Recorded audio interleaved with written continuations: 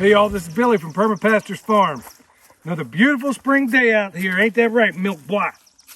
Anyway, our project today, we want to give you a little bit of an update on this sheep tractor and also that drive-in gate. I know a number of people were asking how that was all working out.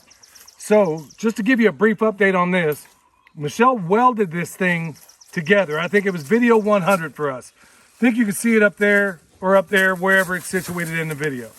Anyway, holding up perfectly.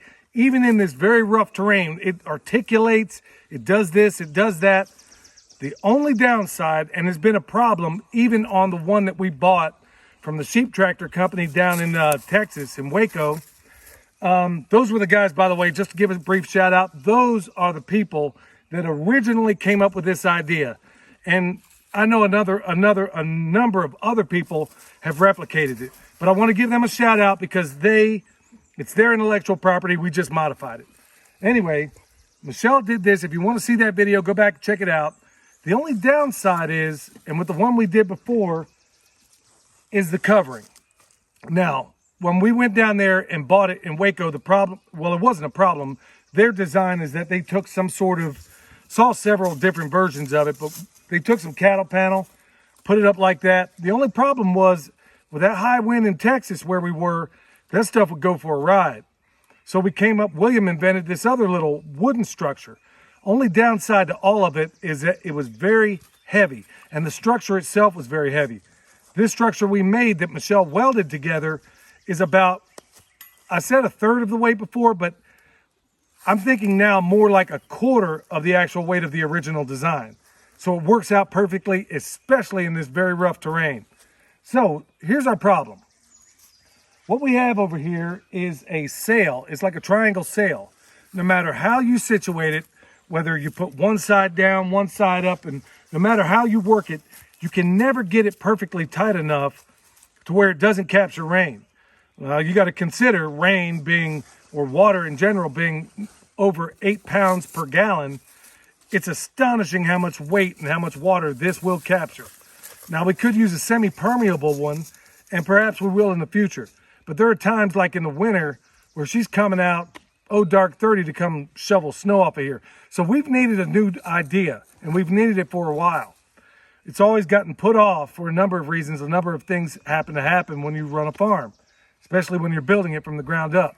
But today we come up, we're going to use some scrap material that we had, and we're going to design this a little bit differently, and it shouldn't take that long.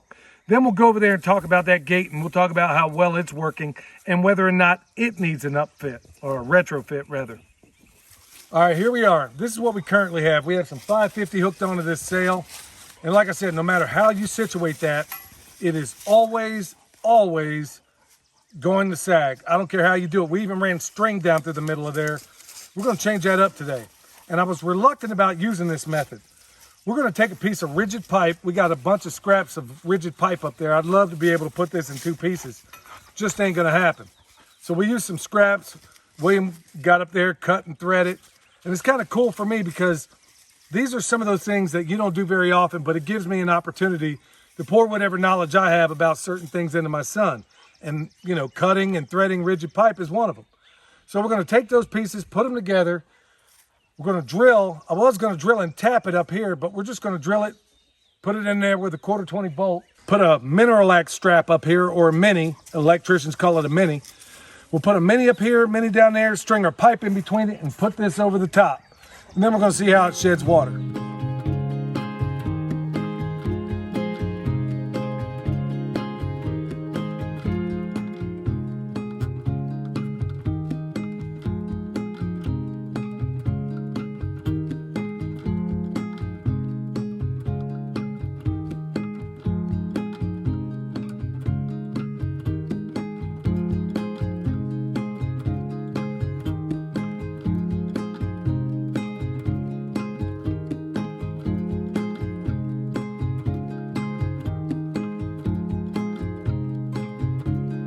All right, we're putting a rigid pipe together that William cut and thread.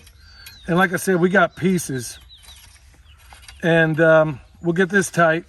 And we're going to put it in between this mini up here and the mini down there. Now, to a certain extent, it's going to help shore this whole structure up It doesn't really need it, but it can't hurt. Big thing is we need this thing to shed water.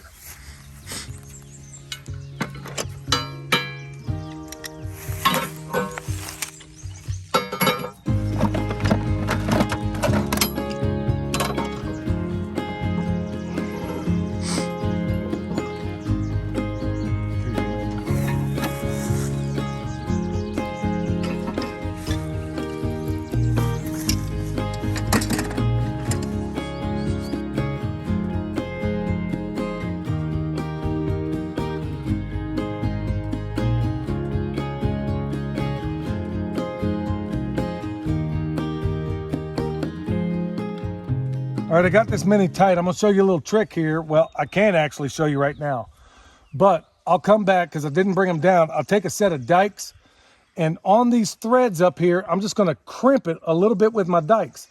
What that does is it'll keep this, even with all the vibration when we move this thing around, it'll allow this thing to never, that nut will never come off there if I just crimp it a little bit with a set of dikes. And I'll kind of give you a little bit of a demonstration there. I'll do it with my Leatherman.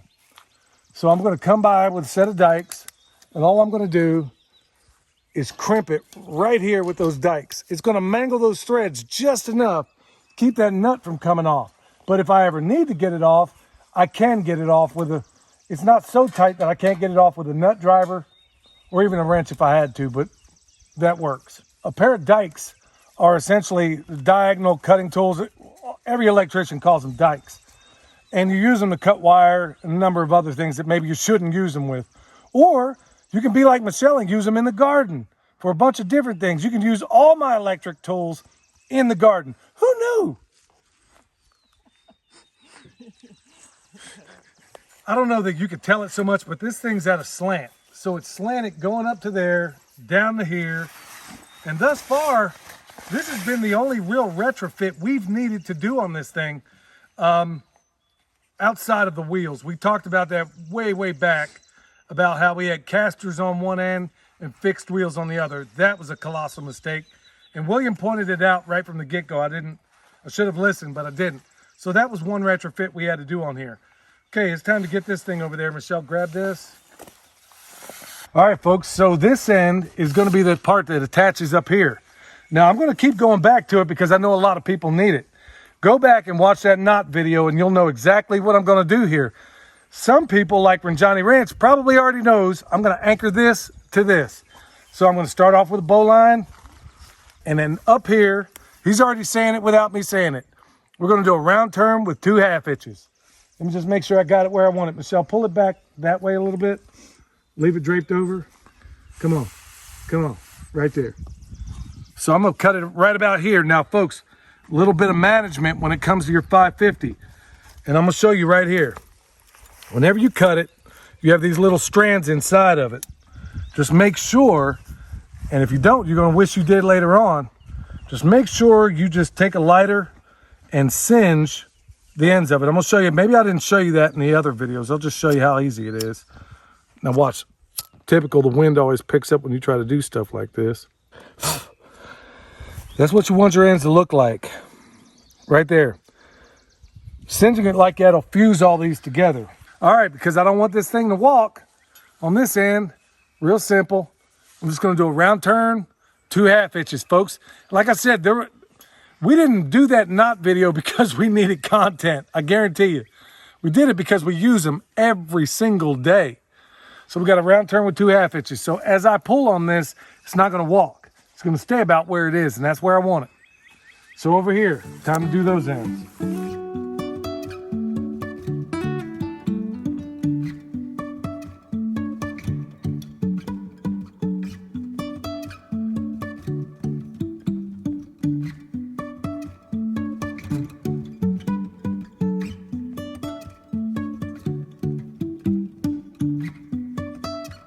All right, folks, judging from where I'm standing, this thing ain't gonna have any problem shedding water. And it didn't take really much of a retrofit. I mean, this is it. We didn't add a whole lot of weight to it. Like I said, this thing is about 1/4 of the weight of the original design.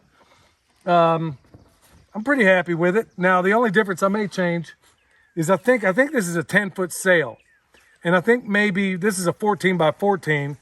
I think maybe if we went with a 12-foot sail, it might go a little bit better. But I ain't gonna worry about it until this thing gets a little bit tattered. So with that said, let's go over there and do an update on this fence, on this drive-through fence that saved us a pile of money. Let's find out whether or not it was worth it. All right, here's the update on this gate. Now, folks, go back and watch that video and you'll find out why we chose this. Now, naturally, the question is going to be, is it working? I got to be honest, folks. I mean, this thing is working much, much better than I would have ever believed that it would. Been driving the truck in and out, drive the car in and out. Other folks have come in and out, and this thing, now it's hot right now, so I'm going to be careful.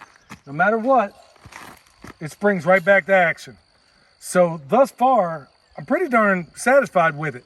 Now, we talked about the dog next door, another Great Pyrenees that was coming up here, and for some reason, it was like something right out of a movie. He'd come up here and go to the bathroom right on the trees.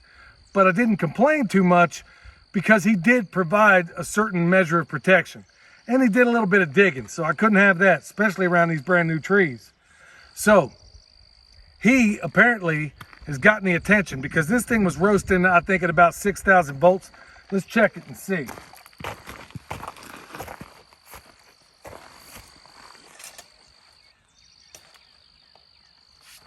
Well, in this light, you're not going to be able to tell, so just take my word for it. It's right at about 5,000 volts, which is more than enough to get the attention of a feral dog. All right, our dogs have come up here. They've sniffed around. They haven't been zapped yet. I think they know what's going on. In fact, a lot of times, especially with pigs, you find out they know when that thing's hot. They know 9 times out of 10, and every once in a while, they may have to get a correction, but thus far, it hasn't happened. But the good thing is we haven't had any feral dogs up in here. They hit this thing and they get the attention. The cool thing is that we drive in and out and we haven't had any problems. Now, in terms of cost, and that's why we went with this, because going with the other option where we were initially going to have a gate rather, it could have been dual gates that open like so, or it could have been a single gate that opens like this. Well, and if it was going to run on solar, folks, we were looking somewhere in the neighborhood of about several $1,000s.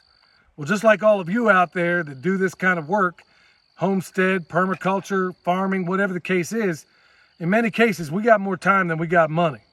But folks, I got to say, despite how ugly it is, I know some other folks didn't think it was all that bad, but to me, despite the unsightly nature of this thing, it's well worth the cost. Despite the fact that I thought the instructions were absurd, it's still worth the effort of, having to figure it out and do it the other way. Now, we did try and put some orange tape on here, but between this orange and the orange tape, it was more monochromatic than anything. It looked worse than the clash between the green and the orange. At the end of the day, Jimmy cracked corn, and I don't care. Jimmy could have smoked crack, and I still don't care because this gate is doing exactly what I needed to do. So with that said, we got to turn this car around, so we're going to drive through, turn back around, go up the hill.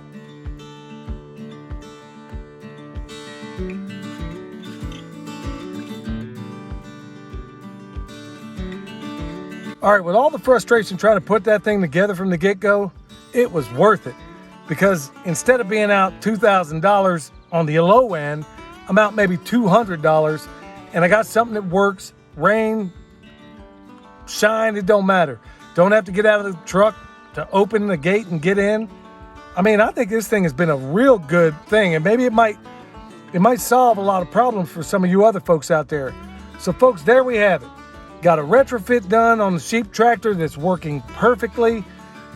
This gate requires no attention whatsoever. It's been a real blessing.